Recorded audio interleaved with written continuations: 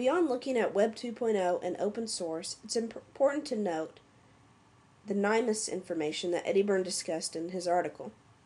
This is primarily related to textbook access, and when we look at textbook research, we know that generally 61 to 72% of students with learning disabilities, emotional disturbances, or speech, sensory, or other health impairments are among the most likely to use textbooks often. We also know that in particular in high school, textbooks can oftentimes be at a 12th grade reading level.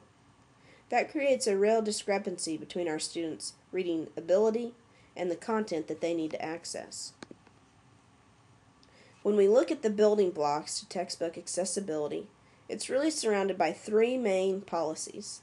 The first being NCLB 2001, which raised student achievement expectations. Then in 2004, IDA established federal language addressing access.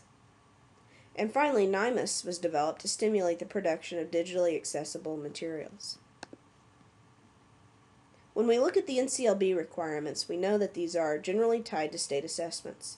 These assessments must be designed to be valid and accessible for use by the widest possible range of students, including students with disabilities and students with limited English proficiency. With that said, only 1% of our student population will qualify for an alternative assessment, which means that in general, our students with disabilities are going to be assessed and evaluated on those same standards as their general education counterparts. This is critical when we look at providing access to the general education curriculum. Those students will only be successful as the access that they have to that curriculum. So we need to make sure that that access is considered in terms of accommodations and modifications that we can make to the content. When we look at NIMAS, this basically stands for the National Instructional Materials Accessibility Standard. And what this does is this is identifying a standard for publishers to create textbooks that are accessible, okay? And that content is accessible in audio format, braille format, those kinds of things to meet student needs. In addition to the legislation that established NIMAS, CAST, which you have read about, and Bookshare were also provided additional funding to support the NIMAS standard.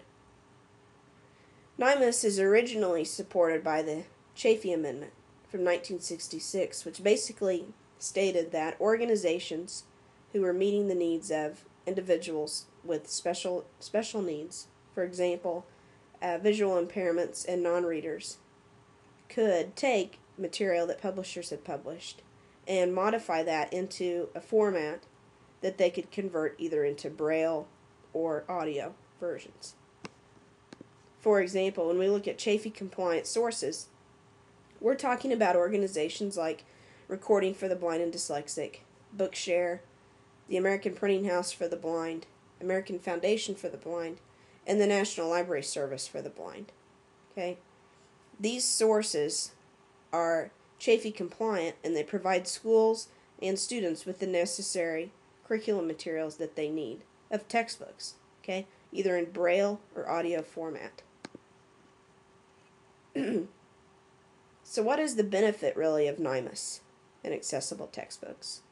Okay, when we look at students with vision impairments, which is generally about 94,000 students across the country, we're talking about reducing the time and cost of transferring print to braille.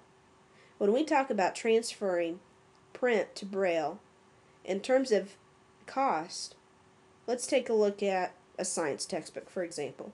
It may have 1,100 pages. When we transfer that to braille, it has over 4,000 pages of braille content, and that can generally cost about $16,000 to transfer.